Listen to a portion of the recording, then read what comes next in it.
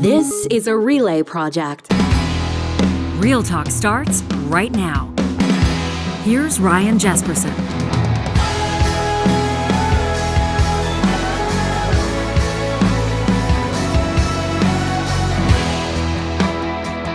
You know that moment you meet somebody, often for the first time, and they just knock your socks off? Like they blow your doors off, like they're an absolute force of nature, and they sort of bring this energy to the interaction that you can't ignore.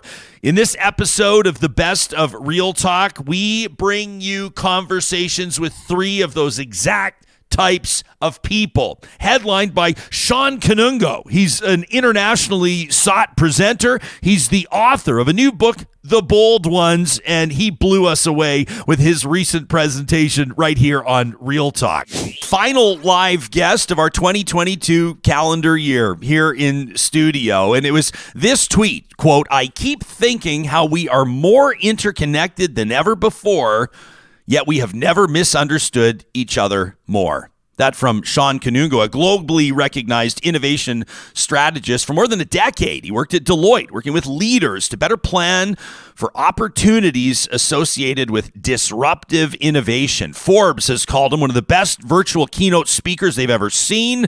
His content on innovation through his fantastic YouTube page has garnered millions of views, and he's just released a best-selling book, The Bold Ones, with McGraw-Hill, unpacking the DNA of disruptors. So cool to have Shawn Kanungo with us in studio. Welcome. Hey, it's such a pleasure to be here. What an honor being the last person of the calendar year. And I thought to myself, listen, it's minus 45 outside. Literally. And Christmas is around the corner. I thought, what a great time, what a great opportunity to celebrate a little bit. So guess what I brought? The Canadian the Canadian drink of choice during Christmas is Bailey's, and I'm gonna pour a little bit for you and John, and we're gonna enjoy this. John, are you down? Are you into this? And while I pour this, I'll drink gasoline. While I pour this, listen, it's so cold out. While I pour this bad boy for you, I just want to say, I'm gonna pour some for you too, John. Ryan, tell me, what are you grateful for this Christmas? Well, I'm going to get some... Oh, my goodness. Look at this. He's getting up. This guy is a veteran. First of all, John, you understand why I was here at 5 o'clock crushing coffees, because I knew that we were going to have the energy to keep up with Shawn Kanungo this morning, right? Like, this guy just... I like this guy This is the guy that, like, I feel like, Shawn, you're the guy that, like, when the airplane comes in for the landing and then the tires first hit the tarmac and it's just like, whammo! And it's like, let's go! That's what it's like to talk to you. What am I grateful for this holiday season? Yes. I'm grateful that we have a happy, healthy 6-month-old baby boy. There is a 7-year window between our two absolute blessings, Wyatt and Noah. And while I'm grateful for my entire family, obviously, I'm going to say two things. On the opposite sides, the bookends will be a 6-month-old and a 73-year-old. So little Noah is blowing our mind, and we're thrilled to have him. And my dad, I want to say this, and I think he might be watching right now. My dad was diagnosed with Parkinson's several years ago, and a devastating diagnosis for anybody whose family's been through it. And I'm really grateful. We spent some time with him a while back, and I looked over, and my dad was talking to his older brother, and he was holding a glass of wine without a tremor. And sure, there are worse days than others, but I am so... if it sounds like a weird word to use, but post-diagnosis, I'm so thrilled that knock on wood, it appears to be one of those things where, like, it's a classic could be worse situation. So off the top of my head, love it. Without knowing you were going to ask me that, those are two things I'm grateful for. What about you, John? Come on. Me? I'm grateful for this show that I was explaining my story to Shawn when I got here. It's, from DJ to radio guy to producing commercials behind the scenes on radio, and then learning video and event production. And then all those roads isn't that how life is, Ryan? They all kind of intersect, and then... Yeah, an old friend of mine gives me a call one day and says, hey. You and me working at the Oilers for many years together with no, Johnny and I worked together for a long time. Like, I'd be down on the ice being a clown, and I'd be like, and that's the end of this promotion. Then I'd say, I'd go up to you, infamous. Yeah. And then Johnny would hit it with the big tune. And, we had no idea. Yeah, so I'm grateful for learning new things. Like, I never believed in fate and kind of, destiny before. And now I think in the last 8 months here, I've kind of come into that fold. And also, of course, my beautiful wife, Jatinder, and our lovely little dog, Priscilla, who they said would not survive, was a runt of a litter. Yeah. And basically we said, hey, can we come get this dog? They're like, you can, but it's, it's sickly. And it's still here. So miracles happen. Destiny's awesome. And Happy New Year, guys. Amazing, Johnny. Listen, on that note, we got some alcohol in our cups. I just want to make a toast because what you guys have been doing over the last year, growing this show, you have been the cornerstone of media in Edmonton and beyond, and you've been producing some unbelievable content. So on behalf of all the real talkers out there, I want to thank you. So wow, man. Cheers, well, here, thank you very much. That's very all kind right. of you to say. Cheers, Johnny. Cheers. Now, of course, you're not. You swap roles with host very quickly when you take command of a show.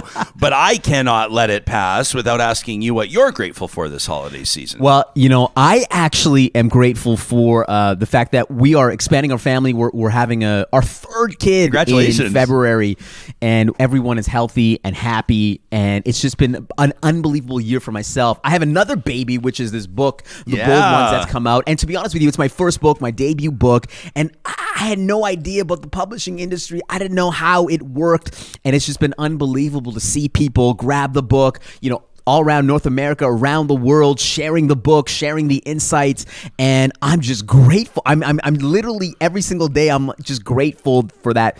The idea that people are reading this and consuming it and loving it. So okay, so I want to talk to you about that. We'll get into the book and let people know that, especially now that there's Bailey's in the mugs, that this is going to be. I said to you before, you're the last guest of 2020. I mean, we got a couple special guests on the Patreon special tomorrow, right. but you're the last in studio. You're the final guest. You're going to send us into the holiday season. And I said, so why don't we take like a relaxed conversational approach to this? Why don't we kind of chill out? And so we'll take our time and find some different angles.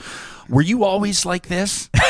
When you were in grade 3 and grade 5 and grade 9 and grade 3, like, were you always the guy that was like, what's up? And it's a great day to be alive. And people are like, fucking Shawn, I'm dragging my feet today. It's minus 45. I don't want to be here. And you were always finding silver linings. Was that always you? I think for me, it was just in pockets, being with certain groups of friends, certain groups of friends would really get that humor and that energy out of me, and certain groups I would be a little bit more quiet, so I knew my role. But I think I found my voice in high school. I was in a group of geeks, and I said, listen, somebody's got to stand out here. So that's I think where I found my voice, and just working in the business world, just differentiate yourself. Actually, being from Edmonton, I always felt that you needed to stand out. You needed to be bold.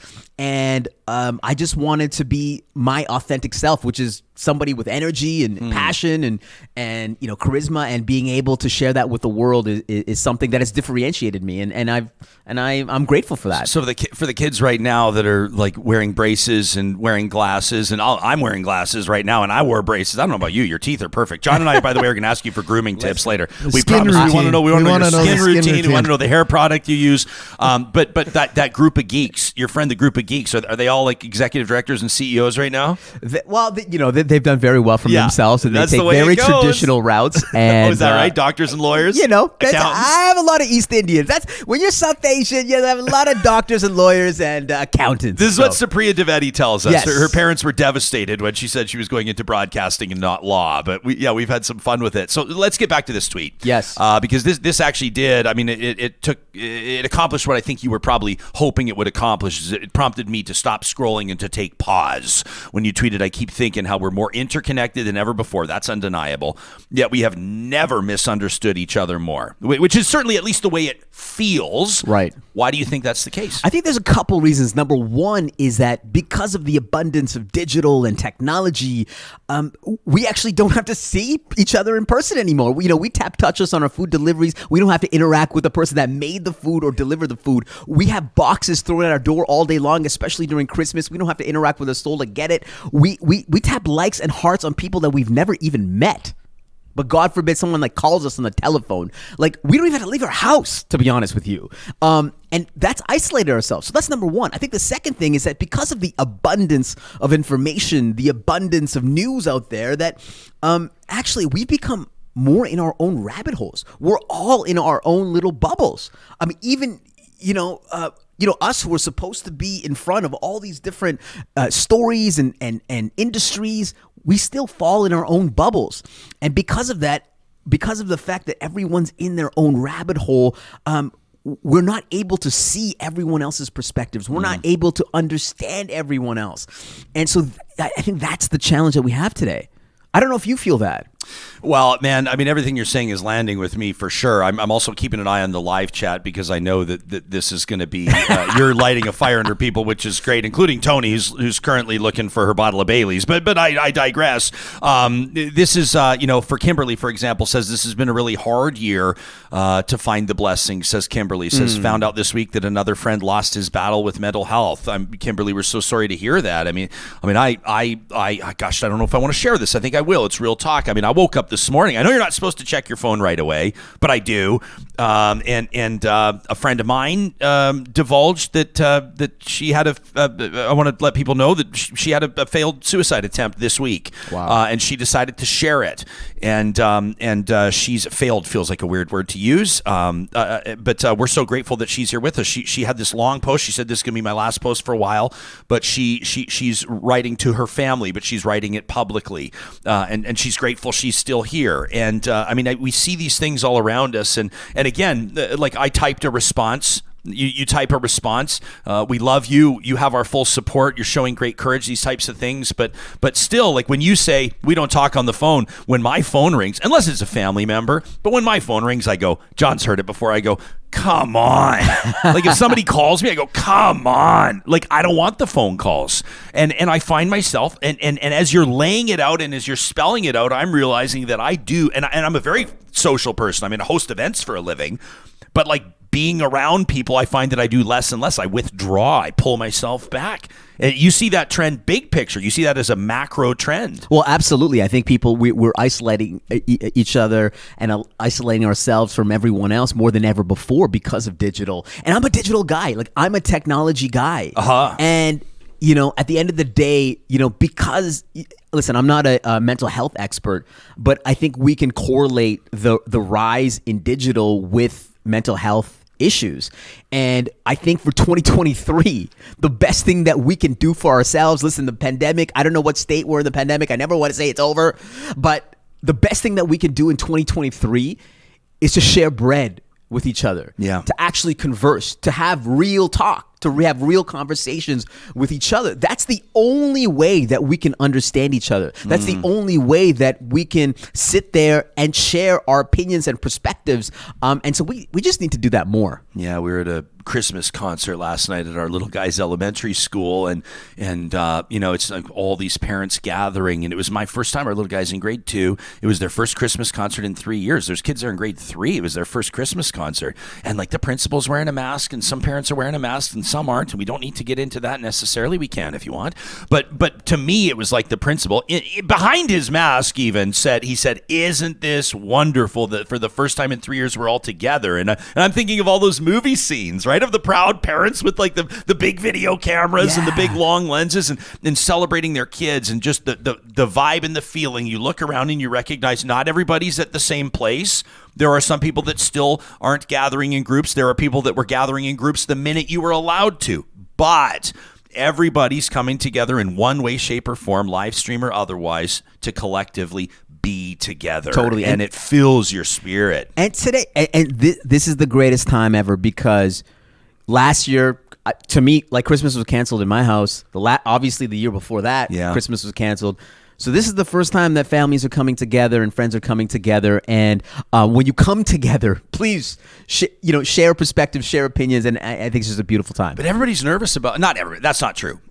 Some people are nervous about that too, though, because we have realized some things about some of our loved ones over the past few years that we didn't realize before. We've realized like that one uncle is like a big Trump guy, or we've realized that one cousin, doesn't believe in the vaccine, or on the flip side, other people are going to be judging their family members for choices that they made out of self-preservation during the pandemic. It seems politically, socially, even scientifically, some of us are feeling, I think, that our wedges have been driven between meaningful friendships and family relationships. And for a lot of people right now, if families are getting together for the first time in 3 years, I bet some people are doing so with great trepidation. And I think that's okay, actually.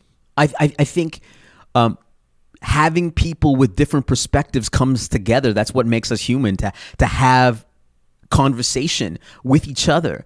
And I think the problem with social media, what it's done, it's amplified and put us even more into these little rabbit holes. 100%. So if you are anti-Trump, you are super anti-Trump.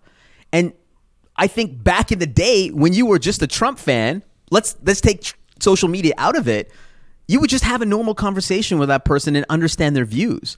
So my belief is that when we get together, yes, people are going to have different views. Yes, you're going to have somebody that's anti-vax. Yeah, you're going to have somebody that's a Trump fan. But that's okay.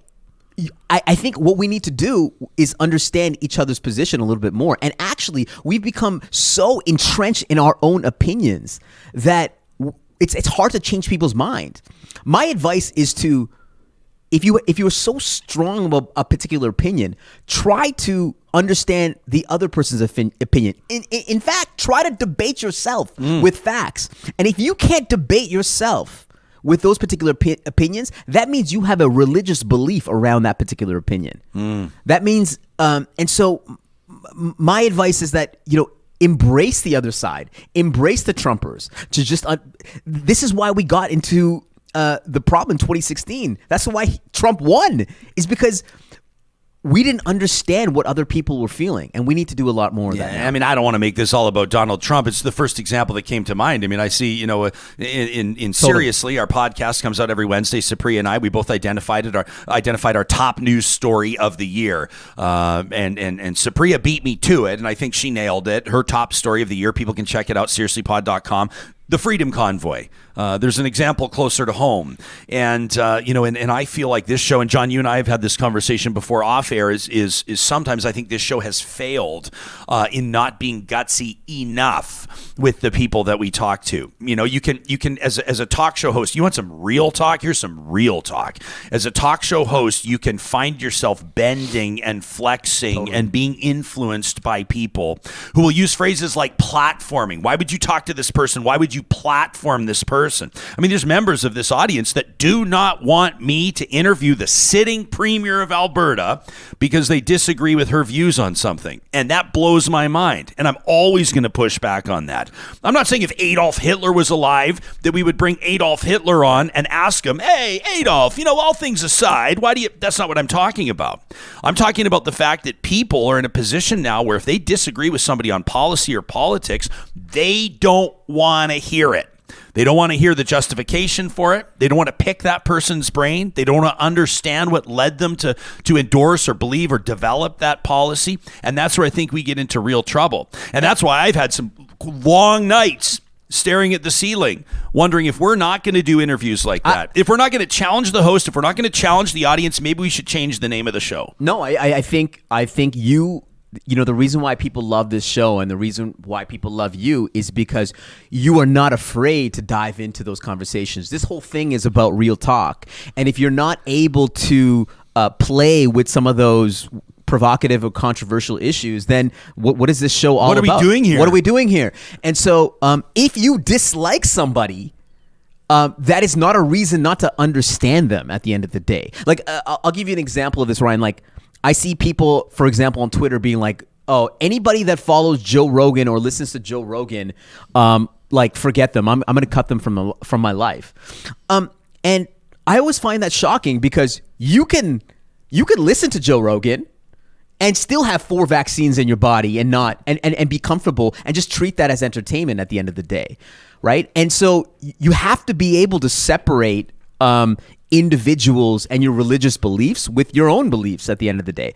And so I just appreciate your show and the fact that you are having these real conversations and God bless you guys. Well, that means a lot, Sean. I appreciate the kind words. We quote Stephen Covey probably more than anybody else on the show in his basic premise of seek to understand. Yeah. And I think that that's so important. And once you've stopped seeking to understand people whose opinions differ from yours, then you're in real trouble. And on that point, I think the thing that we need to teach our kids, you got to, I got to, is I think we have forgotten how to have a conversation. We have not taught people how to have conversation, the art of conversation, the ability to listen to someone else's side, the ability to make someone else feel like they're heard instead of waiting for our turn. And so I don't know if in school or when people start within business to actually get some skills around having that art of conversation, I think we've lost that, and I'm hoping that we can bring it back.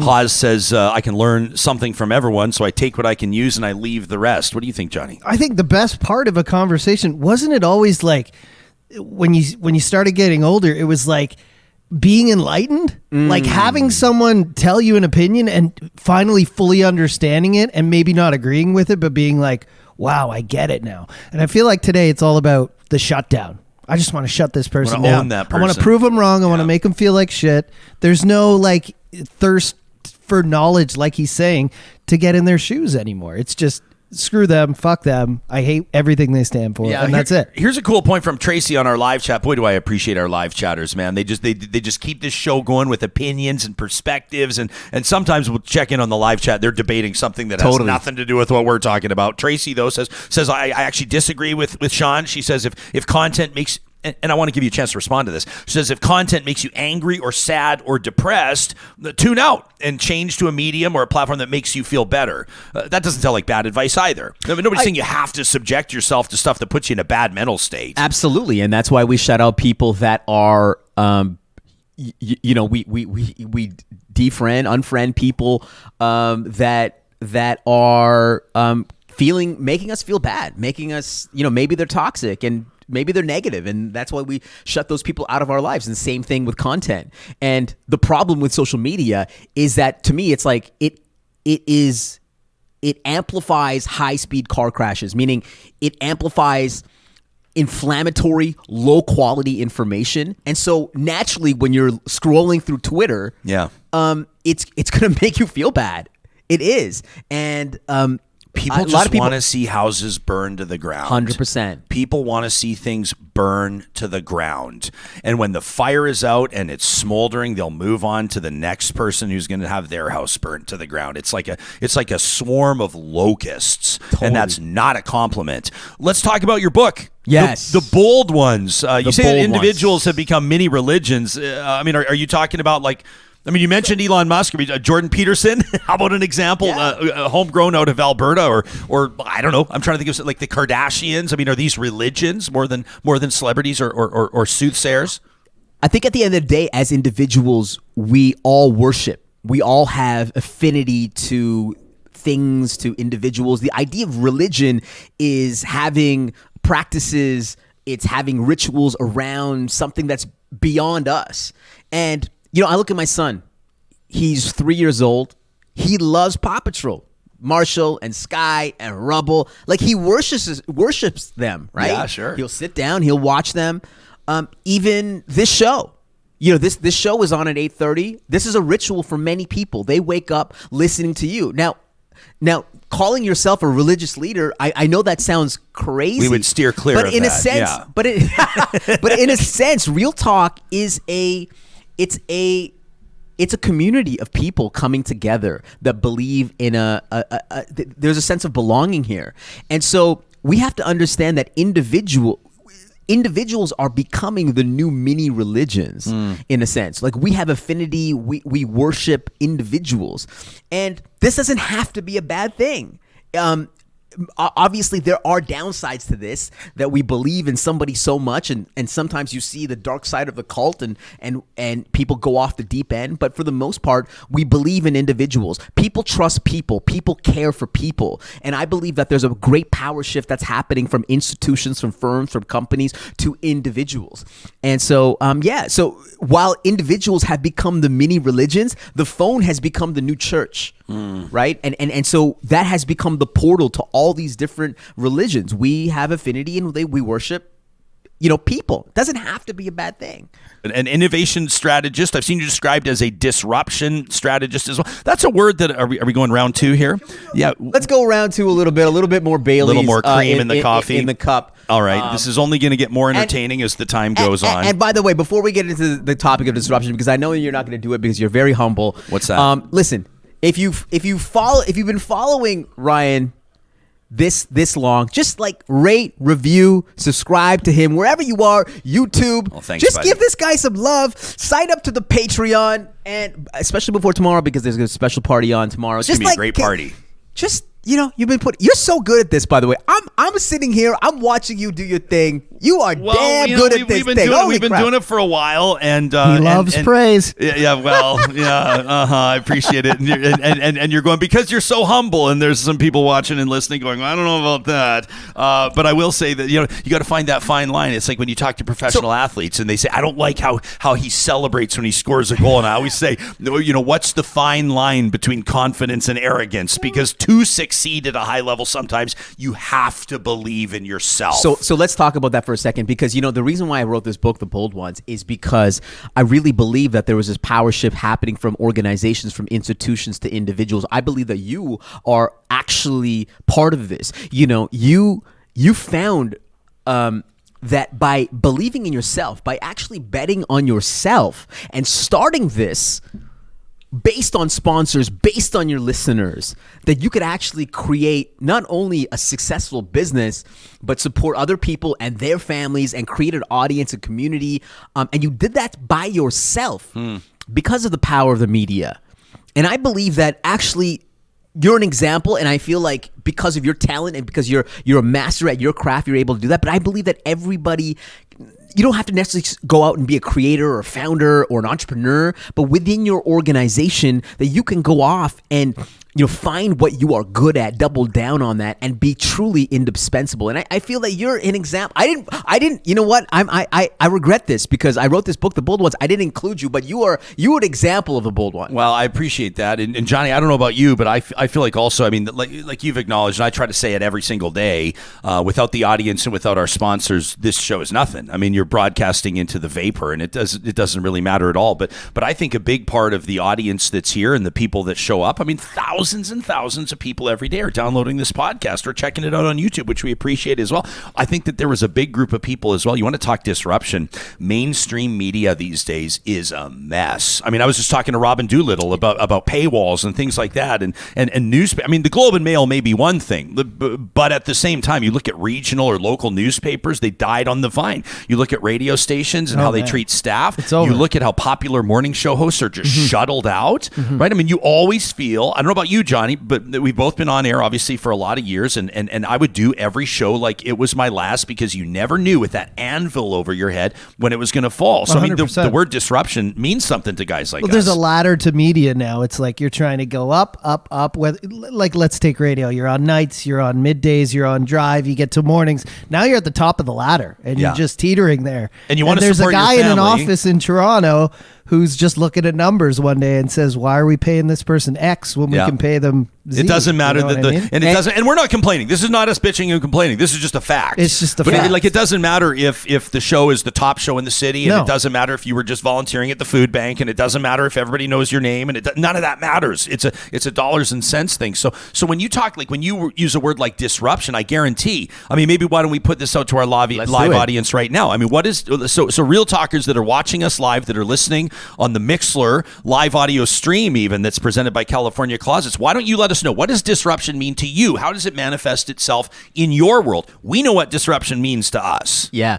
And to be honest, like, disruption can be an opportunity. Disruption can be a positive thing. I see disruption as something, someone, some technology coming out of nowhere and changing the status quo. But I actually think that we can see that as a positive. I believe that anybody can be a disruptor and change their own status quo. And so I love this word disruption, but I'd love to see what the chat says about disruption. Yeah, well, we'll let it go, and we'll give some people some time to share. But this is like, I mean, I guess when people look at, for example, you spent 12 years at Deloitte. People might have heard of that company, working with corporate leaders to better plan. And I love how your bio reads opportunities associated with disruptive innovation. For a lot of people, disruption is a dirty word, right? Yeah. If you're hosting something, doing something, working on something, selling something, the last thing you want is a disruption. Yeah. Well, I think you can see disruption as a negative, things like the pandemic, but you can also see disruption as a positive. Look at how the pandemic has fundamentally changed how we look at work, how we do things. I believe that, for example, the pandemic was the bubble that bursted in terms of people actually embracing digital, embracing technology, embracing new ways of doing things. So I really see as disruption being an opportunity for everyone to see, how do I reinvent what I'm doing? How do I reimagine what I'm doing? And, it's funny because I've been working my entire career helping corporate executives with the idea of understanding how they can use disruption to reinvent their business. But the reason why I wrote this book was to understand, how can individuals reinvent themselves? Like, how can you disrupt yourselves? How do you get yourself fired before somebody else fires you? How do you see it coming? Exactly. Yeah. How do you see it coming? Yeah, I mean, this is interesting. People are saying, Justin, for example, says, I'm personally all for disruption. And then he says, most of the time. I love that, Justin. Says, I'm usually on the side of get on board or be left behind. He says, typically as it pertains to technological advances. Kim says, disruption is forced change. Yep. Plain Power says, disruptions always require course correction, some good, some bad. What about this from Lauren, who says, disruption is a family member in crisis. It's not all business. Absolutely. And it could be, and that's why the idea of disruption can apply to so many different things. And I think let's just for 2023, let's flip disruption as opportunity. If something is going poorly in your life, or something has come out of nowhere, how can you flip that and look at the bright side and the opportunity? And that's what I really want to frame in the book. Adventure cycling, I happen to know personally, his name is Brad. He's been a wonderful friend of the show. He's a brain injury survivor. He's a competitive cyclist. The guy's a machine. He's one of these guys, like when he watches Real Talk, or when he listens to Real Talk, he's on one of these, like he's on a cycling thing, like a mounted bike, and he'll be like, I banged out 130K while I was listening to it. And he just makes me feel amazing. I'm eating chips while I'm watching. We're sitting Real here and Talk. they're comfortable. But anyway, so here's what Brad says. He says, disruption is what makes us grow. He says, if I didn't go through my accident years ago, it was a bike crash, he says, I would not be where I am today. Tracy says disruption is good and bad. Always going to be challenges and innovative solutions. I like that she brings this up. The labor market is going to bring many challenges, but I think that hybrid or remote work is healthy. I mean, heck, we just talked about Apex Automation, one of our sponsors. Yeah. And I was joking, and I don't think Adam Berlinick, the founder of the company, would mind me saying this. I was hanging out with him. I visited their corporate headquarters. You see their team at work developing this software, and he goes, we're automating this at a SAG-D facility, and we're automating this at a potash mine, and we're automating, and I go, yeah, but all these people are like, think of all the jobs they're going to lose, right? That's hitting an issue head on. And he goes, no. He says, you look at what happens in these companies, and people are being reassigned to more fulfilling and less dangerous work.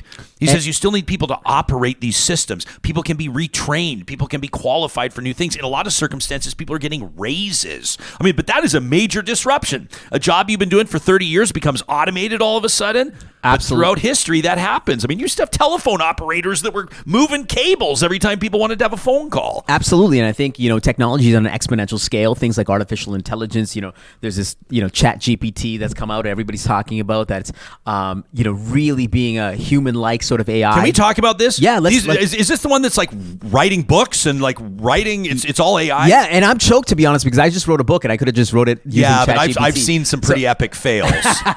Well, yeah, that's true. So ChatGPT is a platform created by OpenAI, and it's an AI platform that anybody can access right now. You put in a particular prompt, like tweet like Ryan Jesperson, and it will do that, or it will help you organize your next party. It will help you design your next house. There's so many applications to it, and people are saying, wow, I mean, this is just the first inning of it.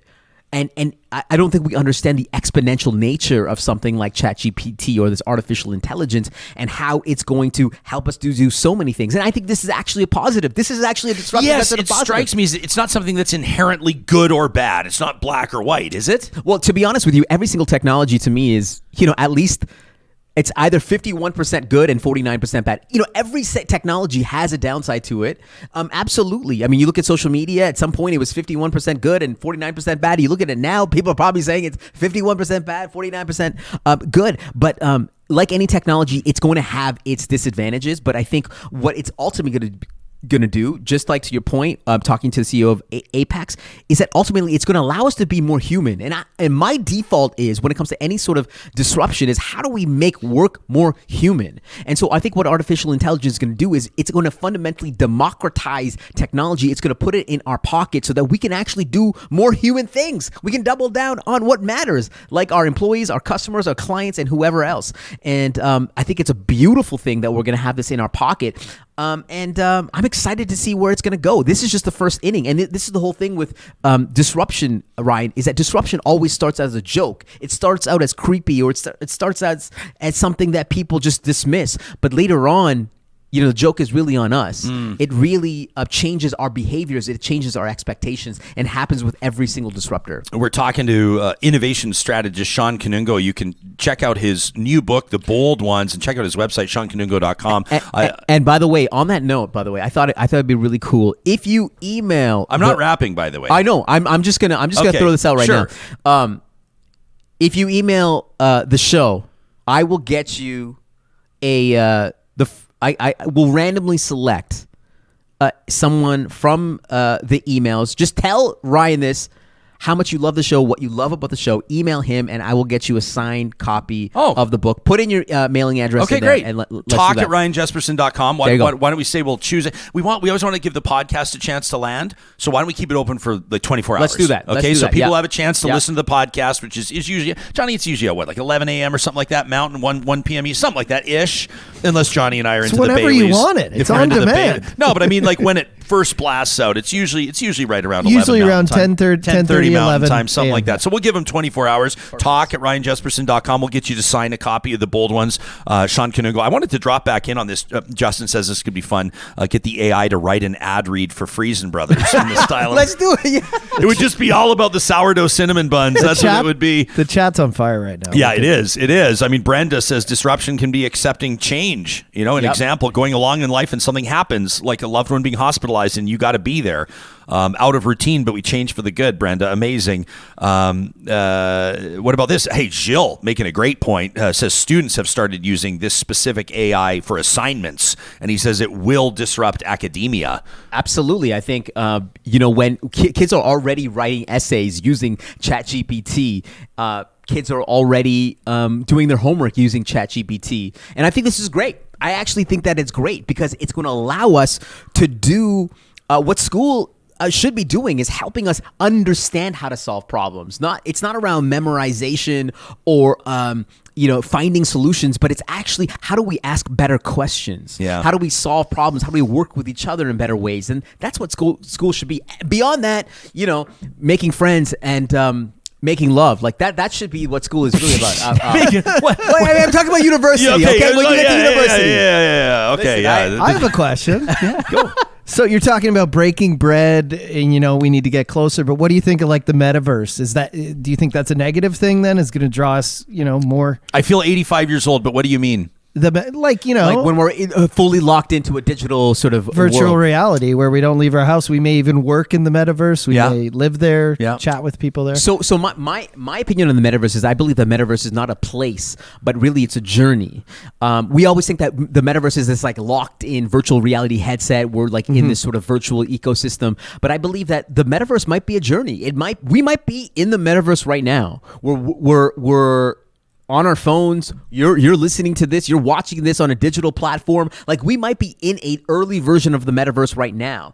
And I believe that perhaps the metaverse in a sick way makes us actually more humans. I don't actually believe that we're going to be locked into this virtual reality headset in this solo sort of mode. I believe that maybe the metaverse allows us to just whether it's augmented reality, it allows us to actually interact with humans a little bit more. It's allowing us to drop our phones. Imagine us dropping our phones and being able to interact with each other, and the metaverse is just an augmentation using glasses or whatever else to just get us data or to do things a little bit more seamlessly. Maybe there's an opportunity for us to make life more human, because I believe that in 50 years we're going to look back at all these pictures from the 2000 era and be like, oh my God, all the pictures are just people on their phones the entire time. It's embarrassing. It's embarrassing. And I'm one of the people. So am I. I dropped my phone outside our office earlier people, this year, and I smashed my phone. It was unusable. And for 2 days, until I got it all figured out, I didn't have a phone, and I felt like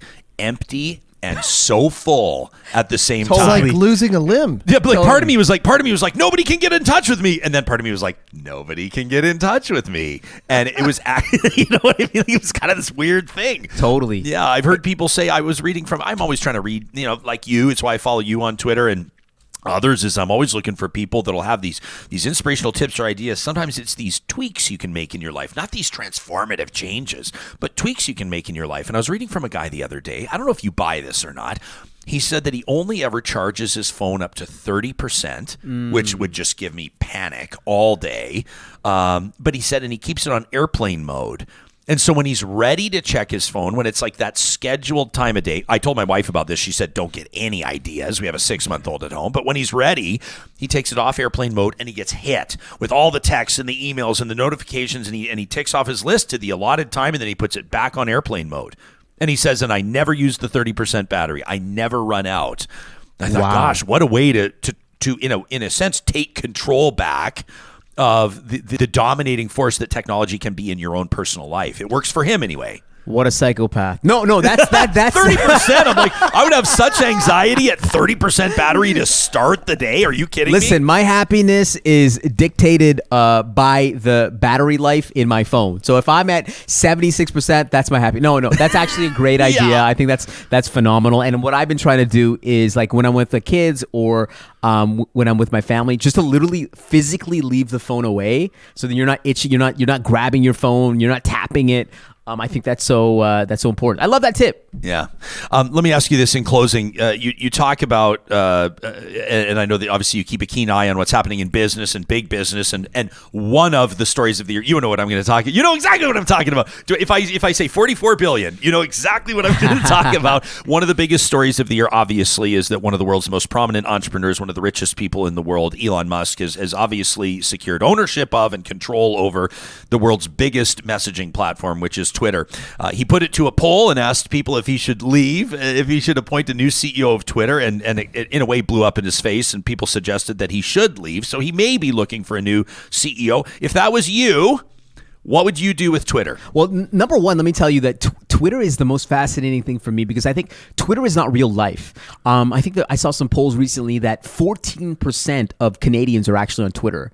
14%. I've seen other studies that 17% of Canadians are on Twitter. And 97% of tweets come from 25% of the users. Sure.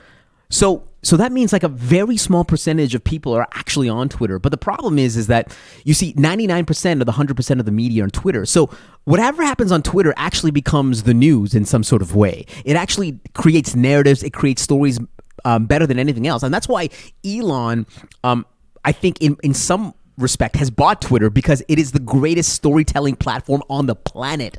And I'm actually interested because for some reason, Elon he's always the news story because of Twitter, and it shouldn't be. Twitter is not real. It's not real life, and it's in the amount of people that are on it. It should be inconsequential, but because it drives narratives in our world, because of the media, it's become important. And to me, it's disheartening, because you have somebody like Elon who is literally creating rockets. He is creating. He's commercializing space. He's made EVs mainstream. Yeah, he's changing the narrative when it comes to electric vehicles. And because he is a divisive character on Twitter, people dislike him or what he's doing. And I think it's a hit on his legacy. Not just people dislike him, but if I'm a Tesla shareholder, which I'm not, or if I own or drive a Tesla, which I don't, but I have friends who drive Teslas and they're remarkable vehicles, I would be demanding demanding that he knock it off. I mean, you saw this. I can't remember the fellow's name. A Korean billionaire. He's one of the 500 richest people in the world, and he's the third largest shareholder in Tesla, and essentially described himself as an Elon Musk disciple. No longer than 2 years ago. Publicly demanded that Elon Musk step down from Tesla's leadership because of what's happening to the share price. Yeah. I mean, it's not just that that he rubs people the wrong way. There are billions of dollars at stake. Yeah, and I saw Elizabeth Warren tweet out that we should be investigating Tesla because he's unloading so many shares, or investigate Elon. At the end of the day, when it comes to Twitter, I think it is such a difficult job to have. Number one, to moderate free speech, to figure out what should we be policing, what should be on the platform and what shouldn't be. That's an impossible task. I think it's a lose-lose situation. You're always going to have people that will disagree with that. So that's number one. But when it comes to becoming the CEO of Twitter, going back to your original question, unfortunately, what I would do is probably run it to the ground, because I would reduce the amplification on Twitter. I would remove the likes and the retweets and the likes, because I think part of the problem of people Twitter would lose their minds if you did that. Well, the part of the problem with Twitter is that social media amplifies extremists. What it means is that it amplifies extreme views. The more opinionated that you are, the more validation that you get. So people are incentivized to say the craziest shit ever. And that actually gets what the views. It's like, are you not entertained? I don't know where that's from, but like Gladiator, are you not entertained? And so if you remove that and people just follow people because just they like them, not because they're the most retweeted people, then you're going to remove the amplification piece. Because what happens with amplification and what happens with opinions, unfortunately what's happened with social media is social media has made opinions a new form of status. And people are now incentivized to say the craziest shit, and that's what gets the most retweets. You can't be in the middle. You can't say something that's boring or mediocre. If you actually ask people on the street, hey, what do you think of Elon? They'll be like, I don't know. Yeah, I don't know. Maybe. Or like, what do you think of make this local? Make it localized. Yeah. What do you think of Pierre Poilievre or Justin Trudeau or Jagmeet Singh or Danielle Smith? And you know what's or Rachel Notley? And you know what people say with Danielle Smith? They're like, yeah, maybe we'll give her a chance. I'm not too sure. I want to see her policies. That's not going to get some retweets on Twitter. You got to say that she's the devil or she's the best thing that has ever happened. That's what will get the retweets and the likes. You can't say Danielle Smith you can't give her a chance. I lied to you. I said that was going to be. They teach you this in interviewing 101. Never say final question. Never say it, because you're always going to lie to the interviewee and you're going to lie to the audience. But we will close on this because we got to get to trash talk. Yes. And I see some folks are concerned on the live chat that you and I are too deep into the Baileys. I'll let them know we're just getting started. It's December 22nd. We're in major overtime, but I knew it would happen. We're in major overtime. What do you want me to like put? Listen, do you want me to put a lid on this guy? We've got Are you trash kidding talk. me? Listen, this is the last show of the year. We got the Baileys flowing. We're talking about Elon. We're giving away books. We're giving away books. We're getting crazy right now. But you argue in your book that status is an ugly word. Yeah. Why is status an ugly word? I mean, not everybody. People spend their entire lives trying to achieve clout or status. Yeah. I actually think that status is ugly and unbelievable at the same time. Status is the reason why we have so many innovations. It's the reason why we want to create a better world. We always want something that somebody else has. To me, status is just simply the idea of feeling valued at the end of the day. But I think status is actually the thing that holds us back. It's the thing that actually prevents us from innovating, because we hold on to our expertise. We hold on to what's working today. We hold on to our seniority. And in order to innovate, in order to ultimately disrupt yourself, you have to disrupt your own status, your own expertise, your own standing. And I think by removing status, by placing ourselves in what many people would say lower status situations, like get the coffee, pour the Baileys, do the meeting minutes. Once we put ourselves in these situations, we will start this idea of how do I remove status from my life? And that is actually how you start disrupting yourself. We've got a request here, and I hope you don't mind. Neve. Neve. People are wondering who she is. People want to know who's the photographer in the studio. Can you come on set? Do you mind? Sure. Can you share a mic with Shawn? And Shawn, who's this? Yeah, so this is Neve. She's my creative lead. She's the person that is actually creating all the videos and edits, and she's actually unbelievable at that. So. Well, Neve, I've seen your work, and it's phenomenal. Welcome to the Real Talk studio.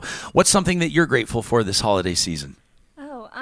I am grateful that I'll just be able to spend the time with my family. A lot of my family doesn't live here, so getting to actually see them again will be great. Wonderful. Thank you for spending time with us in the studio. And by the today. way, she's unbelievable, and what she does is incredible. The other thing is she just came back from Mexico last night. Ooh, last night? Yeah, and she just had like a week in sunny Mexico, and then she got hit with like -45. Where did you go? Where in Mexico did you go? Playa del Carmen. How was it? It was really good. It was really warm. Yeah. Really What was nice. what was the temperature when you left? I think like 31. And what was it when you landed? -33. That's incredible. Well, very happy holidays to you, Neve, and you do phenomenal work for Shawn, and obviously, clearly a very important team member. Thank you for hanging out with us today and bringing what we knew would be just like off the charts energy and insight. And we've Johnny and I, Johnny alluded to it. The live chat here has been going off, and I know that when the podcast drops, we're going to see a lot of action on this as well. Talk@RyanJesperson.com is where you can send us an email to qualify to win a signed copy of The Bold Ones by Shawn Kanungo, and you can check out his website, ShawnKanungo.com, best-selling author, disruption strategist. Disruption is opportunity. Let me read this from Dan Schwabel, the New York Times best-selling author. People know him in the business world as managing partner of Workplace Intelligence. The Bold Ones, Kanungo's book, unpacks the DNA of disruptors, showing us how to make a dent in any field as compulsively readable as it is actionable. Shawn's innovation playbook is a shot of adrenaline to the career. How's that? I love that. That's a nice holiday review. That is really nice. Well, thank you so much for having me on. Thanks for being here. Thanks for the Baileys. Thank you guys so much. And I want to say this. I know this is the last show of the year, and I know you're gonna talk to your Patreon guests, and you're gonna do a wrap up. But sincerely, on behalf of all Edmontonians and people around the world, like not just Edmontonians, people listen to this show all around the world. Thank you for putting in the love and the effort into this, and you can see it, the way that you show up, the way that you prepare, the way that you speak to your guests. It is a masterclass, and I just want to thank you from the bottom of my heart. Well, that means a lot to me, Shawn. I really do. Considering the source, I appreciate that. ShawnKanungo.com. Check out his book, The Bold Ones, anywhere you find good books. Thanks, my man. Thank you. I love it. Innovation, disruption, there you have it. Coming up next on this Best of Real Talk episode, the Wheelie Peeps, two of them, Gill and Brian McPherson, who gave us an absolutely incredible insight into what it's like, life in a chair. Some of the stuff that people don't typically talk about, but they're important conversations, as you're about to see. First, a word from our sponsors who are making this episode possible.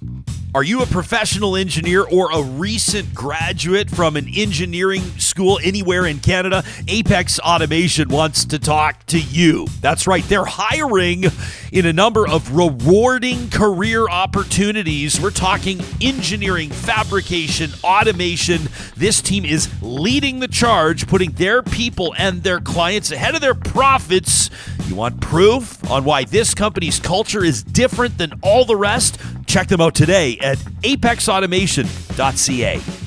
Tens of thousands of Canadians are trusting their post-secondary learning experience to Athabasca University. Why? Because Canada's Open University offers world-class accredited online programs and courses that give you the flexibility to learn at your own pace on a schedule that suits your lifestyle. Plus, it's one of Canada's most reputable research universities.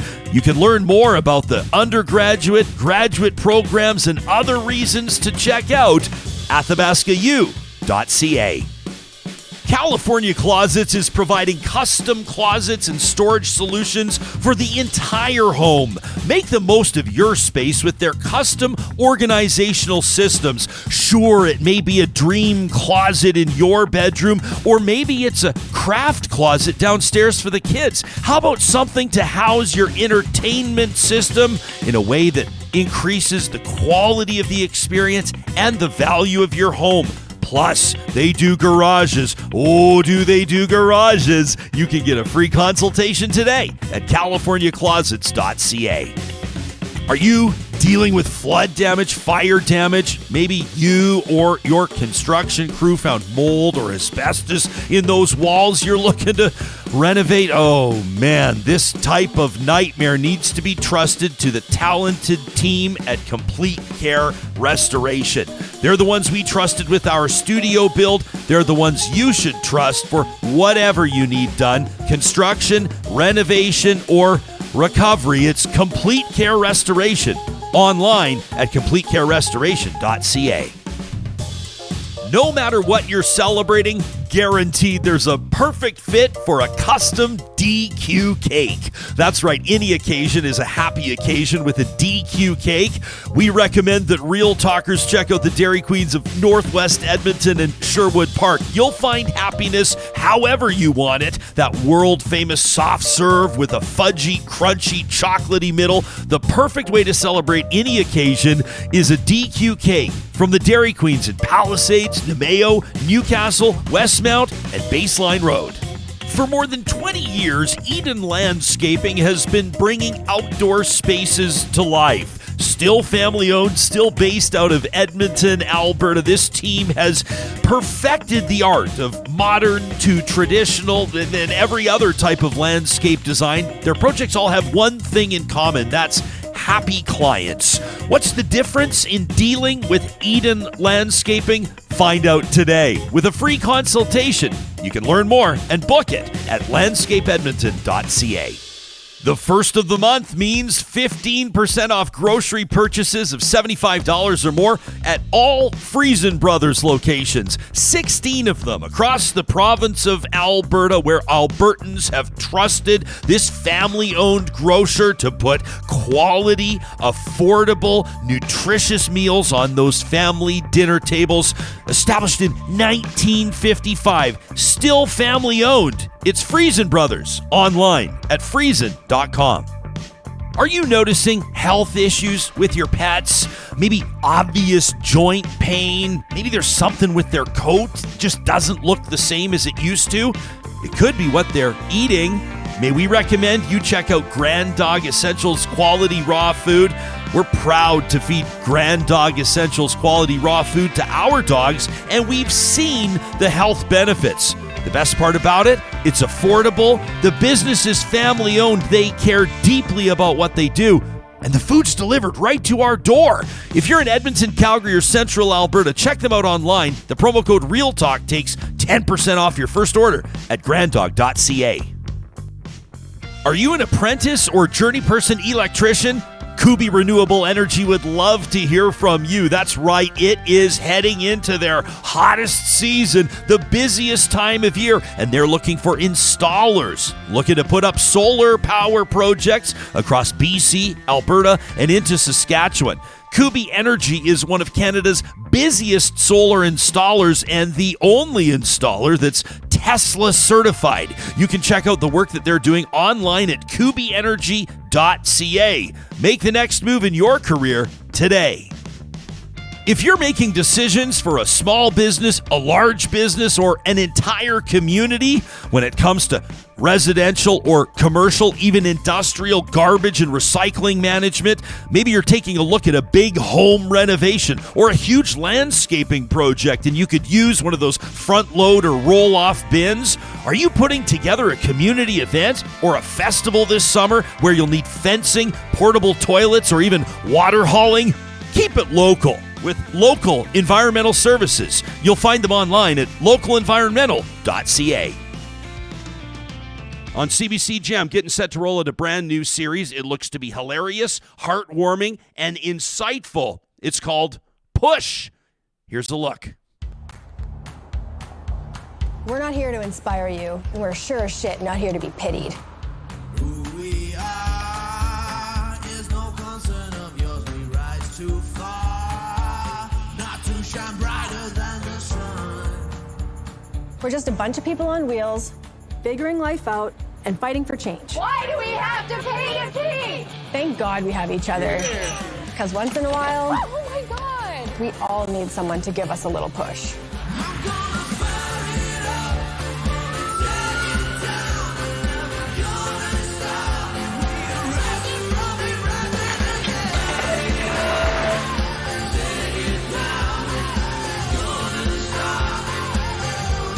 That's the Wheelie Peeps, the stars of Push, which debuts this Friday on CBC Gem. Two of the stars joining us in studio. That was the voice of Ben Veet. Bean Gill, longtime friend. It's wonderful to have you here on the show. And as teed up earlier, the, quote, foul-mouthed and former bad boy, Brian McPherson. Welcome to Real Talk, you two. Thanks, Ryan. So good to be here. Why are you laughing when we intro? First of all, who wrote the bio? Foul-mouthed and former bad boy. Is that the publicist or is that you? That was probably publicist, to be honest. Yeah, it didn't take long. How long have you two known each other? Oh, I think since the year after I was paralyzed. So coming up on 10 years this summer. Yeah, it's been a while. Has it been 10 years, Bean? Last summer was 10 years that I was Wow. paralyzed. For people that aren't familiar with this story, let's get up to speed on both of your stories. You're with your girls, you're in Las Vegas, and illness strikes. It's a story that people would have a hard time wrapping their mind around. Yeah, I didn't believe it until it happened to me either. But basically it was a virus that attacked my spinal cord.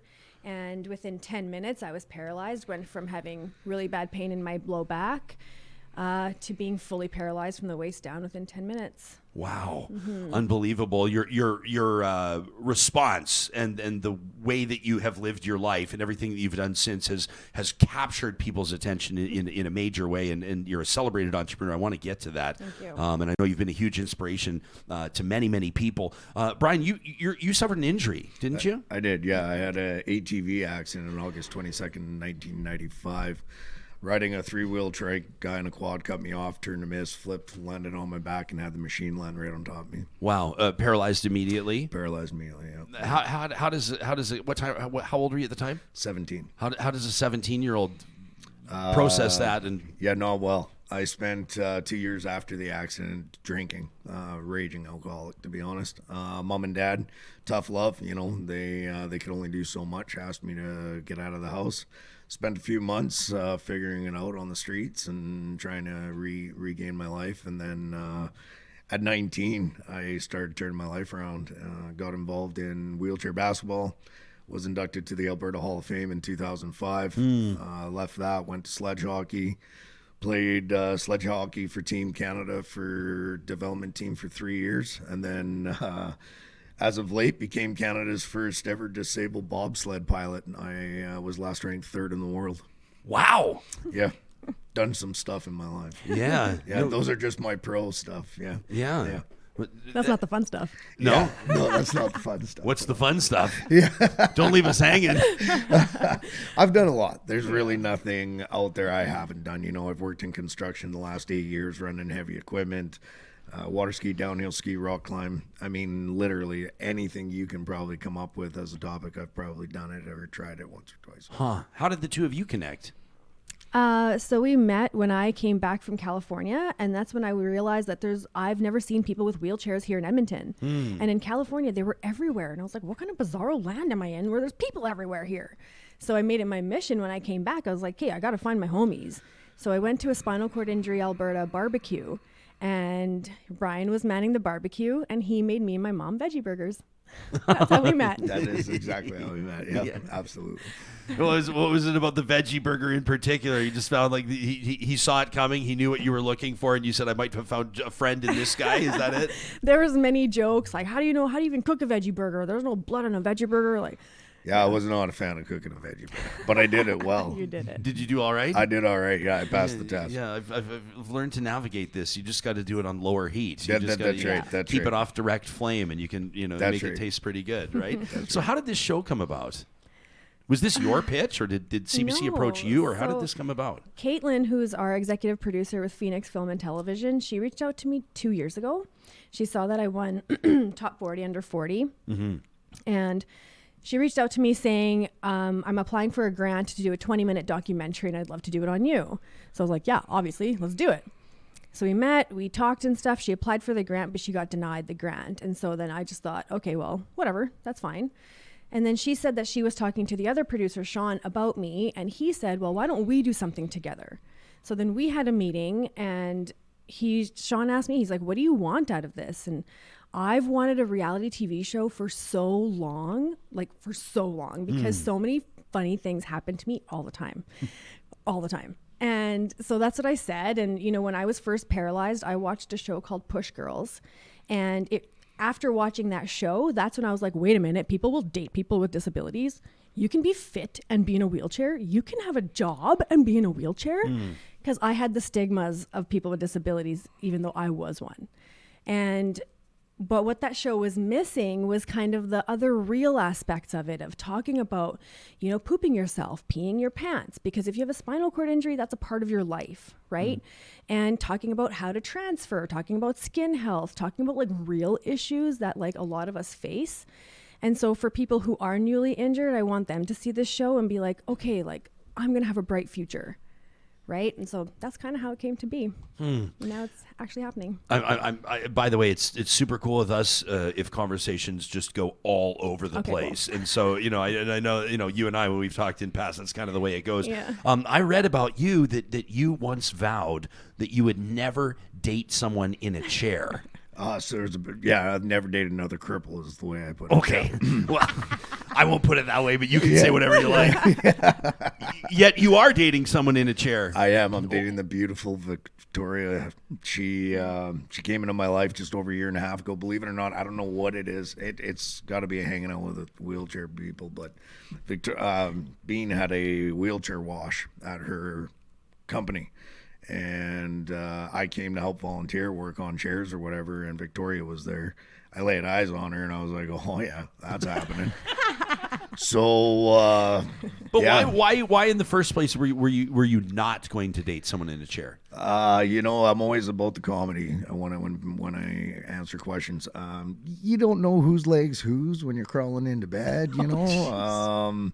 The whole stigma when you're out in public, you know, oh, look at the cute little couple in a wheelchair. I mean, there was a lot of reasons. Now, I mean, I'm big enough. If you want to mouth me off, I'll punch you in the mouth. It'll be quick.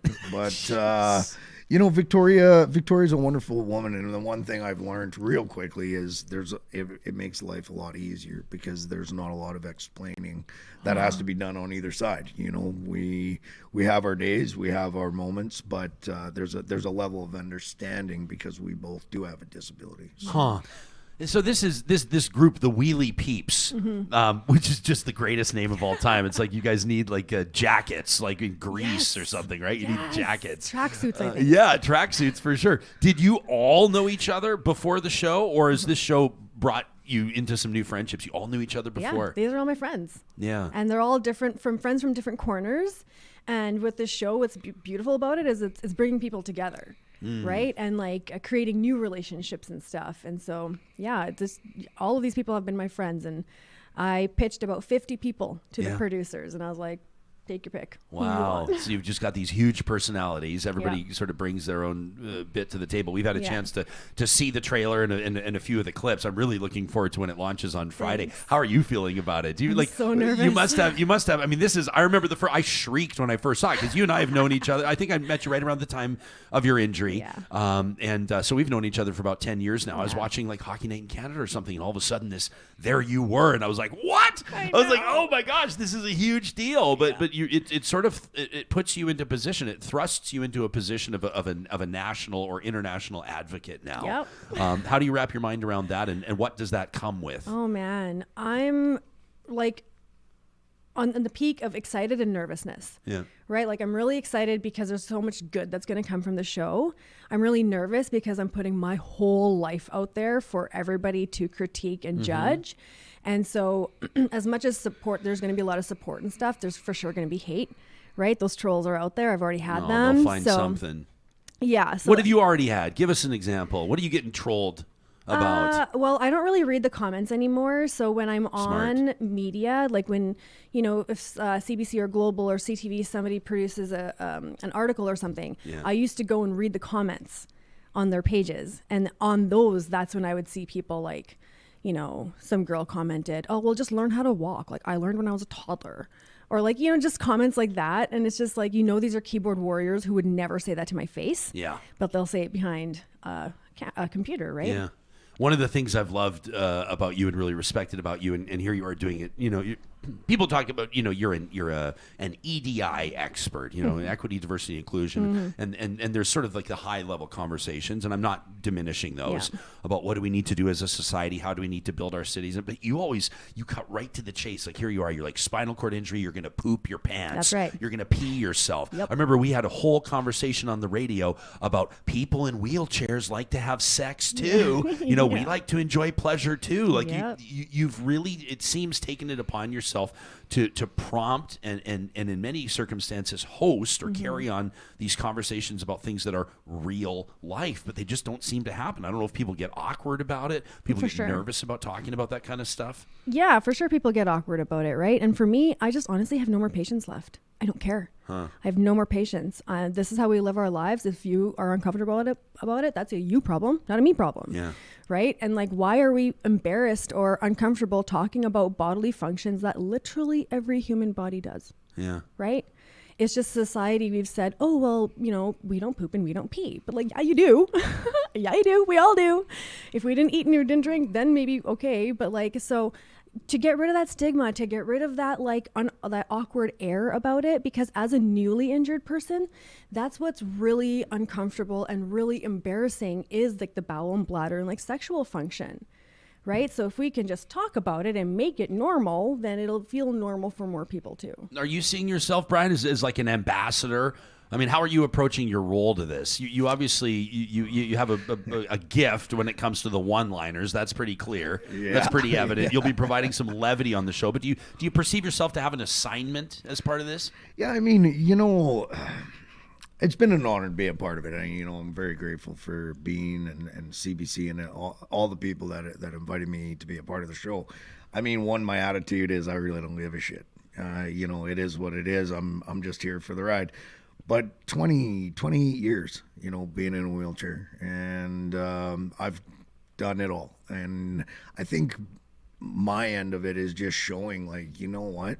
It don't matter whether you got a disability or not. It's what you do with yourself. And I've never looked at myself as a person with a disability. I mean, I've just gone and done whatever I wanted to do and never looked back. So I hope that it just shows people out there that, mind over matter. There are some tough things that we go through, and it's unfortunate that here I am rattling off all these wonderful things I've done in my life, and this season that's coming out, I've had a really rough go with my health. And but it's great because it gets to show that side of it as well. Can we talk about that? Absolutely, we can. What's been going on?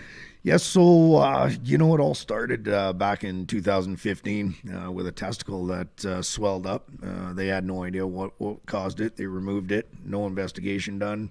Few years have gone by, infection back and forth, and December of 2020, they said they found a little track inside my pelvis, so they were going to go in and clean it up. 8 days after that surgery, I exploded gangrene out of my groin and damn near died. I had to have 3 surgeries in 5 days. It was probably one of the darkest times of my life. I'm still dealing with drama, to be honest with you. Long story short is because of in and out catheters over many years. Yeah. One catheter had punctured through my urethra and it made its own passageway in my pelvis. So this year they went back in to quote unquote finally fix the problem. And I love your table, knock on wood. But apparently it's the first time I'm not leaking since 2015. So it's been a rough road for my health. Well, this is white oak from Urban Timber, so beautiful. Perhaps beautiful this table. Holds some special power. When you knock on this, that's what I'm hoping. And too. we'll wish you good health there. So it is a health issue related to being in a chair, to using that catheter. Absolutely. What are some of the other things that, like, I mean, gosh, we could sit here for 3 hours, couldn't we? But like, what are some of the other things people just don't think of? Like, for example, here we have a comment here. This is from Kathy, who says our neighbor's in a chair. We've been called over more than once to help her with a transfer from chair to bed gone wrong. Kathy says it was a learning curve for her, but we think we've got it mastered now. What's something else? What's an example top of your head that somebody might not think about? Life in a chair. Like, as people become enlightened by watching this show, what are some of the things they're going to realize? That a lot of people who are paralyzed can move and feel their paralyzed parts. A lot of people don't know that. Like, the stereotype is that you're paralyzed, you can't move, and you can't feel anything, right? Yeah. There are a lot of people who can't move and can't feel anything. That is true. But the majority of us can move and can feel parts of our body below the level of paralysis. Yeah. You've been an advocate for you just for people on the podcast, you just rolled your eyes like it's almost like you don't want me to finish my sentence, which is so funny. I just love sitting with you. But for example, Plain Power says there's no way I could traverse this city in a wheelchair, at least in most communities. Says the number of uncleared sidewalks, the lack of ramps to navigate curbs or stairs is a huge screw you to anybody not using 2 feet. Why are you shaking your head like you disagree, Brian? What's going on? What are we saying that's inaccurate? This is a huge argument that I have with Bean and everybody. You got to when I say I ran heavy equipment, I ran a skid steer for 9 years doing snow removal. Okay, with a disability. Yeah, driving my own truck, unloading my own skid steer off a trailer in 1.5 feet of snow to go clear snow. A lot of complaints about in the city are the snow doesn't get cleared quick enough. Well, do you know how much it takes to clear sidewalks? Just like 5 Sobeys in a night? That's a lot of manpower. So, I mean, I understand. You're arguing for the wrong side right now. I understand that. But You're arguing for. But let's argue about what when guys are doing snow removal and not clearing the disabled curb cuts, or they're shoveling right to where the curb cut is and leaving the snow there. Those are valid arguments. Absolutely. I would never change that away. Could we do more in the city with proper curb cuts and safety? Yes, absolutely. I would not deny that. But I think that goes with anything in the world. Everything can be made bigger, better, badder, But it's, the wintertime we do kind of stay a little bit more secluded. It's not as easy as it would be with 2 good legs, and I won't deny that. I just I've worked in it, so it doesn't bother me as much. On the other side. Oh no, it's very clear it doesn't bother you at all, Brian. No, nothing bothers you, does it? No. Oh yeah, there's lots that bothers me. I'm getting lots of dirty looks from me and kids. Like you're undoing years of advocacy right now, Brian. Her and I could probably go a couple rounds with boxing gloves over this. But how frequently do you encounter a scenario where you can't gain access to something, or where there's a circumstance outside of your control based on accessibility or a mobility challenge that there's nothing you can do about? Is that a daily occurrence for you? Yeah, I mean, literally from the first snowfall, right? Even in my own neighborhood, I can't get around my whole block. I could not cross the street in my neighborhood because the curb cuts aren't cleared, and then the roads aren't cleared because it's a residential neighborhood, right? And so, yes, I understand what Brian's saying about how hard snow removal is, but I think if we had better infrastructure, if we had better use of our budget, I think that it could be so much better. We just need more people with disabilities in those roles who are making these decisions, not just an advisory committee, not just somebody who says, yeah, I have a disability, let me check this box that you've talked to somebody with a disability about this. Yeah. Somebody who's actually doing it. That's what we need. So we need people with disabilities to really step up, get out of their houses. And I hope that this is what this show does too, is shows people to get out of your house and go do things. Like, we have to be the change that we want to see. So if you're going to sit there and complain about snow removal, go and do something about it. Do the two of you have opportunities, or do you make it, do you intentionally make sure that you're speaking with people that have just recently been injured, or people that are just adjusting to life in a chair? In particular, maybe even younger people, like you were 17 years of age. I mean, really at that time, navigating a circumstance I think most people would find to be impossibly difficult. Yeah, I mean, so for a while I worked for Spinal Cord Injury Alberta. And that was kind of my job, getting to know the new injuries and whatnot.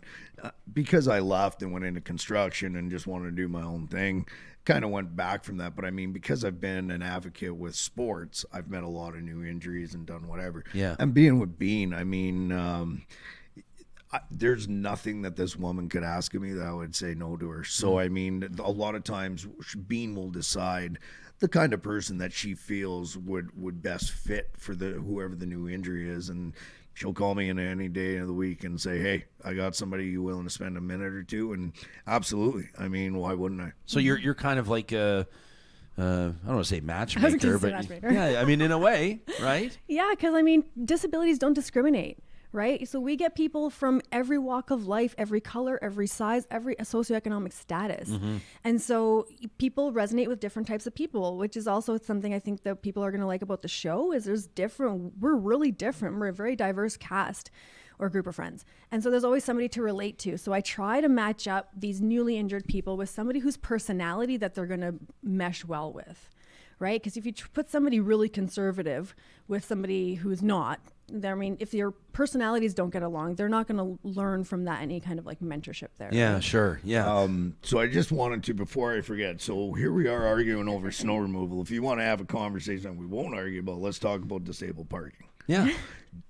I can't stand it anymore. Yeah. I am literally done with society. You know, people ripping into a disabled parking spot for 5 seconds. Yeah. Or better yet, not recognizing some of our vehicles.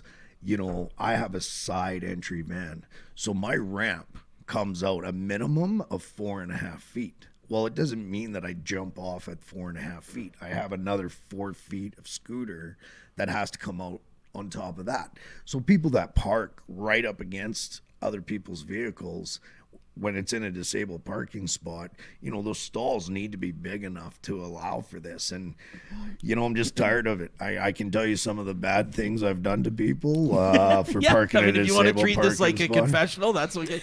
Yeah, you know, I've hooked chains. I used to drive a Dodge Ram dually when I did snow removal, and I had a kid be a smart ass to me and park in a parking spot, and he went into the store and I hooked 2 chains to his axle and dragged his vehicle across the parking lot. And when he came out, flipped him the bird and drove off. So, yeah, I mean, I really don't I am not scared to jump in anybody's face over it. But it is the biggest load of bullshit that we can talk about for people with disabilities. And that's a common thing? Every day. Yeah, I could literally put you in my vehicle right now, and I swear to God, in 5 minutes, I will find some idiot parked in a disabled parking spot with no respect for anybody else. Huh. Tell us how you really feel. It's so annoying. It is. And these food delivery people are the worst. Go They're on. the worst ones. Oh, I DoorDash, see what you're Uber saying, like Eats. taking up the spot. Oh, Yeah. Prime. Yeah. Oh. Well, because it's right there, right? Yeah. It's right there. People, like you said, 5 minutes, 5 seconds. What are the chances that someone with a disability is actually going to show up in that moment? And yet there you are. There we Well, are. and I have a lot of people that sit in the spot. So my favorite is I always go up and I look in the window and I'm like, to make it look like I'm really looking in their car and wait till they roll the window down. Yeah. And then I apologize and I tell them that, oh, I'm sorry. I forgot that stupid and ignorance is a disability. And then I just wheel into the place. That's my new one. Yeah. I think you might wind up getting your own talk show as a result of this. Are you prepared for what might come as a result of this? You know what? It is what it is. I know, to be totally honest, I'm expecting to get a lot of feedback, rougher feedback than most. Rougher feedback. Yeah. Feedback. That's the nicest. Oh, I'm getting some feedback right now. I really don't give a shit, though. you It's have going to to- go how- in delete column. As a guy getting into construction, did you have to, like, do they just, treat you like one of the fellas, or did you have to advocate for yourself? And, No, so I did auto body for 8 years, repainting bumpers and fenders, and I've done construction. And the way I got both jobs was, one was through a friend, but when the boss came over and said, well, what are you capable of doing? Yeah. I said, I have no idea. I said, but tell you what, I'll make a deal with you. I'll donate a month at a time. And within that month, if you feel that I'm not going to fit or it's not going to work for the company, let me know and we'll go our separate ways. The auto body company, I had the job within 2 weeks. And construction, I mean, I grew up with the guy, but he gave it a solid 3 weeks. And I started residential grading for him and became his field supervisor within him probably a year. But I just love, I mean, first of all, you do such a great job of painting pictures with your words, but I'm envisioning you rolling up in your dually, right? You get out, like you said, in 1.5 feet of snow, you unload the skid steer, you get into the skid steer, you clear the snow, you load it back up, you're off to your next job. Yeah. And I think of like what a powerful message that would send to be honest, like just to say it to a lot of employers or members of the general public that might sort of assume that because you're in a chair that you might not be capable of doing things you are capable of doing. And that's why, I mean, I think that this show obviously will go a long way. You're nodding like you probably have had this experience, in pretty common ways, or at least seeing, your fellow wheelie peeps making those same moves. I guess really advancing industry and advancing opportunities, opening doors for people that otherwise might have them closed in their faces. For sure. We get underestimated all the time because people think, oh, well, your legs don't work. That mean you're not smart and you can't do anything. You need help with everything. That's one of the big stereotypes, is that we need help with everything. But you'll see after watching the show, yeah, we need help with some stuff, but like we can do almost anything that we want to do, and anybody can do anything they want to do. You just have to want to do it and be willing to try. And are you going to do it perfectly the first time? Absolutely not. Are you going to fail? Probably. Right? But then like you just keep trying and keep going. Like the first time you transferred into a skid skier, how did that go? Like how did that wasn't pretty. Right? Yeah, you had to figure out where to transfer, where to Yeah. put your hands, where to put your butt, where you're going to put your wheelchair. Like it's all a process. And if employers are listening to this or watching the show, I want them to see that we're not just invalids. We're not just, like I said in the trailer, we're not sure shit, not here to be pitied. We don't want your damn pity, man. We want respect. This is great. People are like losing it in the live chat right now, which is awesome. The people are like demanding merch. They want to buy Wheelie Peeps t-shirts. I mean, Nice. Ken, this is a great comment from Ken, who says, what an important addition to the ongoing discussion about bike lanes. He says it's not only cyclists that benefit from bike lanes. That's an interesting angle. Interesting, because 2 years ago, one of my friends who uses a power chair and has a guide dog who lives downtown was in a bike lane because it was cleared of snow and the sidewalks were not, and she got pulled over by a cop. What? She was given a warning. Come on. Yep. No. Yep. And the cop said, you're in a bike lane and you're not in a bike. And he said, you should be on the sidewalk. And then she looked at the sidewalk and she's like, well, look at the sidewalk. It's covered in snow and ice. And it's been rutted, like stepped on and stuff, right? So how do you drive a wheelchair on that? And he said, that's not my issue. My issue is this is a bike lane and you're not in a bike. And he gave her a warning. Oh, wow. Yeah. So, yeah, let's get EPS on board with letting wheelchair users use bike lanes if bike lanes are going to get cleared multiple times instead of sidewalks. I don't even know what to say right now. I've told this to EPS. I get to talk to EPS like rookies and stuff every couple times a year, and I say this story every time. Wow. What's another story that would blow people's minds? What's another situation that you've heard about relating to somebody in a chair? Is there? You look like maybe there's not one that's occurring to you right now, but I'm still processing what you just told me. Yeah, it's just like I'm like want to go right now. Like, what was his badge number? Like, I feel like we need to blow. How long ago was this? Like, this needs to be a major news story. That's outrageous. It was outrageous. But we get discriminated against all the time. All the time. We get underestimated all the time. And it's just like, it's so annoying because we're people. Many of us are highly educated. Many of us are very successful. But we still get treated like, oh, you poor thing. You just must need help with everything. Well, and then the other thing too is when you do talk up, now you're the angry cripple. Yeah. And it's like, you know what, man? I'm not angry. You just pissed me off. You're the idiot, but the people are so self-righteous in their thought process that it's tough to beat that down. And I think in the show you're gonna see all different things that are gonna come up where people are gonna go, shit, I never really thought of that. Yeah. And be like, yeah, you didn't. So the next time maybe give it a little thought. Thank you. And just kind of go that way. Yeah. You're talking. I want to ask you about the anger thing. Yeah. Because right around the time of your injury, you just got this beaming smile across your face when I asked you about it. But you shared about, and I'm not making light of it, but you shared right after your injury, you said you had a couple of years where you found yourself drinking heavily. Yeah. Your parents had to sort of adjust the relationship and ask you to leave for a while. That's true. Is that relationship back on track? Oh, of course. Yeah. My mom, two proudest parents you'll ever meet in your damn life, and no wonder. I couldn't have asked for. I wouldn't be the man I am today if it wasn't for that specific decision. I don't think I ever would have became the man I am today. Did you have to? Was it like? Gosh, I just got right to the chase. Was it you were feeling sorry for yourself? Was it that you were devastated because you lost your mobility, what you were used to? Obviously, an active guy. Did you grapple with or wrestle with anger? I mean, how do you navigate that? It is so many things. I mean, I was a baseball player. Making my way very successfully. Yeah. So that was tough to let go of.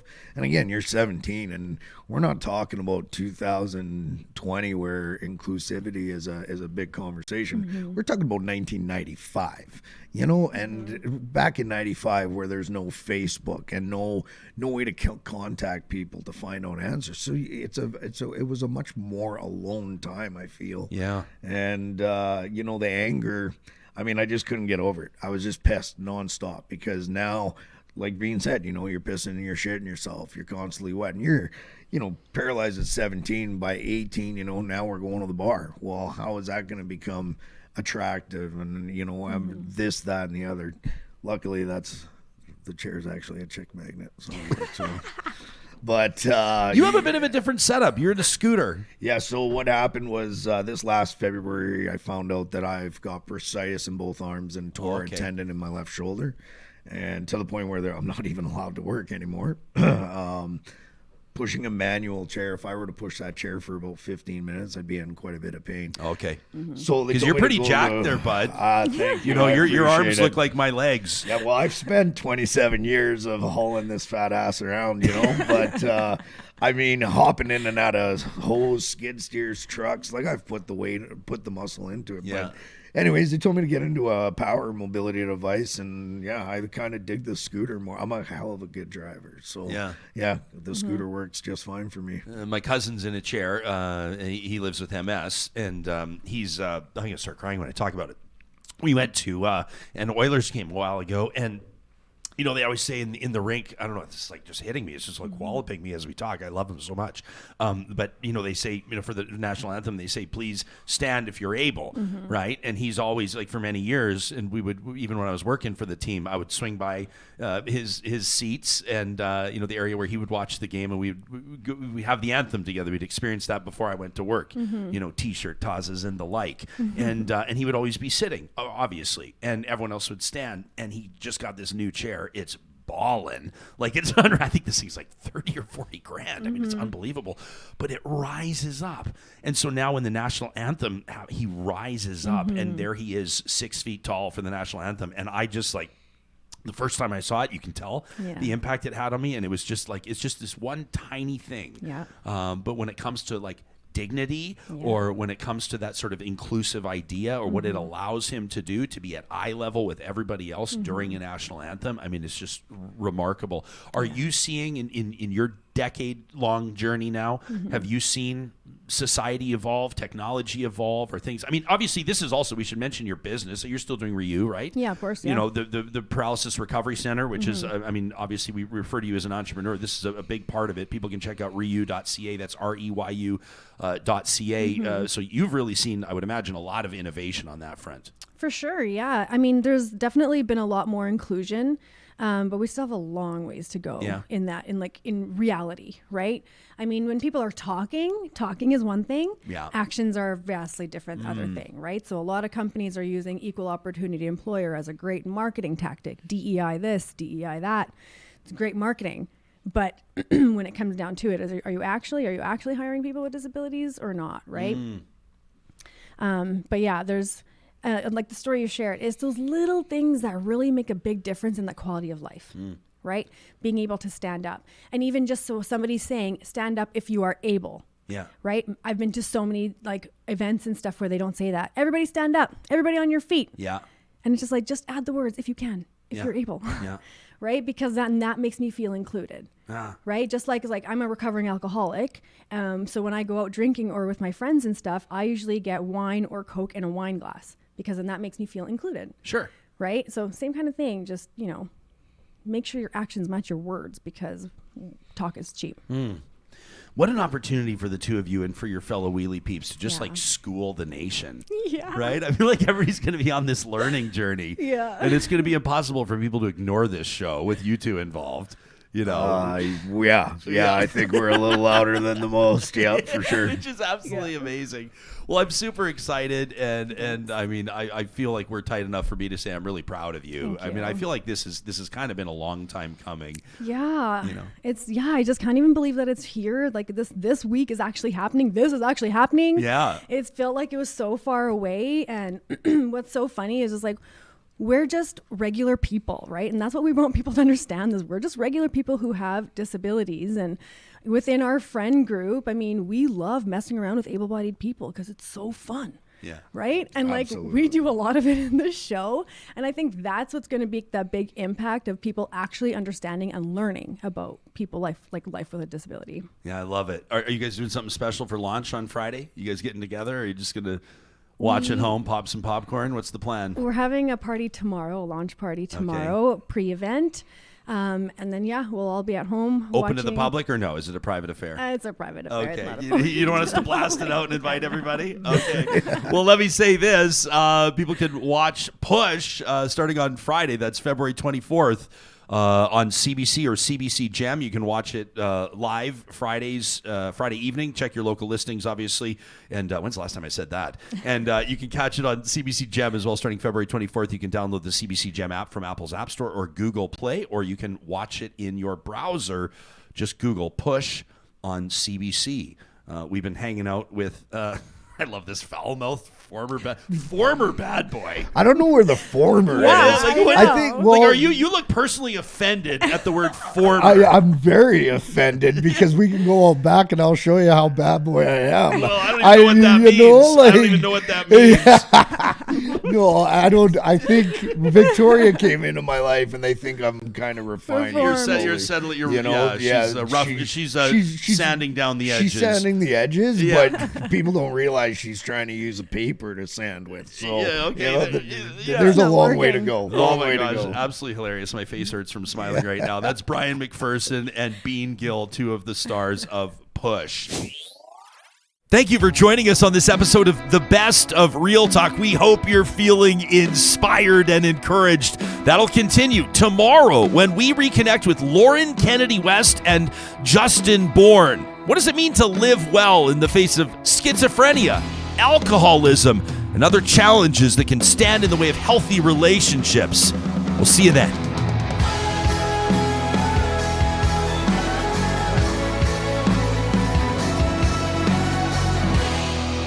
Real Talk is hosted by Ryan Jesperson, executive producer Josh Dunford, technical producer John Hicks, general manager Katie Cook-Chivers, account coordinator Lawrence Derlego, human resources Lena Shepard, website design Mike Johnston, voiceover by me, Carrie Skelton.